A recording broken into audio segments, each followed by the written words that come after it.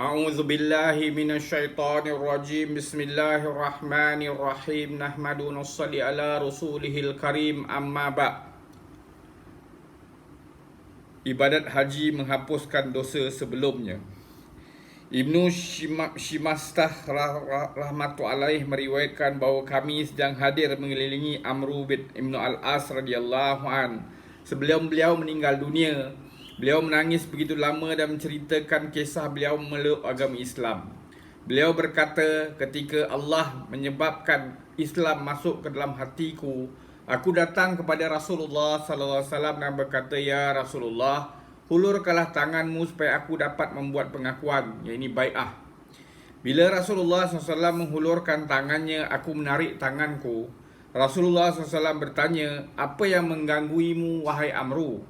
Aku berkata, aku mahu membuat syarat bahawa Allah akan mengampunkan dosa-dosaku yang lepas.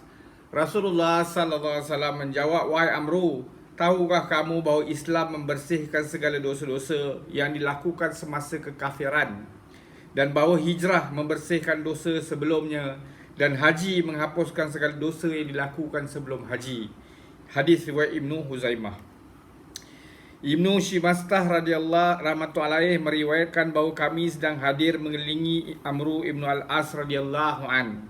Sebelum beliau meninggal dunia, beliau menangis begitu lama dan menceritakan kisah beliau memeluk agama Islam. Beliau berkata, ketika Allah menyebabkan Islam masuk ke dalam hatiku, aku datang kepada Rasulullah SAW dan berkata, ya Rasulullah, hulurkanlah tanganmu supaya aku dapat membuat pengakuan, iaitu bai'ah. Bila Rasulullah SAW menghulurkan tangannya, aku menarik tanganku. Rasulullah SAW bertanya, apa yang menggangguimu wahai Amru? Aku berkata, aku mahu membuat syarat bahawa Allah akan mengampunkan dosa-dosaku yang lepas.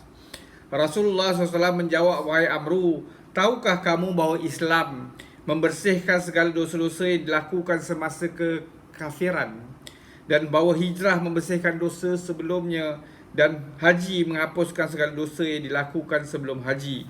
Hadis riwayat Ibnu Huzaimah.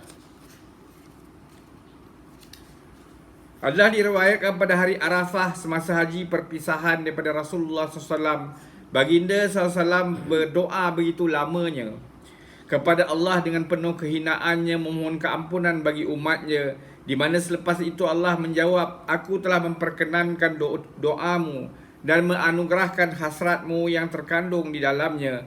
Barang siapa melakukan dosa terhadapku, maka aku ampunkan mereka. Walau bagaimanapun barang siapa di antara mereka melakukan kesalahan terhadap saudaranya, aku akan membalas ke atasnya. Kemudian sekali lagi Rasulullah SAW merayu kepada Allah, wahai Tuhanku, dikau juga boleh mengampunkan dosa yang sedemikian bagi pesalah itu.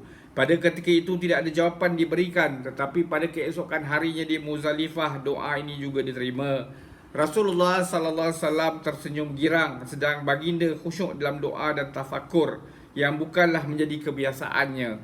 Rasulullah SAW menganggapnya sebagai satu rahmat Allah. Kemudian bersabda, Allah telah memperkenankan doa daripadaku ini. Dan apabila syaitan mengetahuinya, mereka pun menangis dengan teresak-esak, menjerit dan meraung sambil menghamburkan pasir dan debu ke atas tubuhnya dengan penuh penyesalan. Targhib. Semoga Allah Ta'ala bagi kita taufik untuk kita ambil iktibar, amalkan dan sampaikan. Subhanallah wa bihamdihi, subhanakallahumma bihamdika, asyhadu an la ilaha illa anta, astaghfiruka wa atubu ilaik.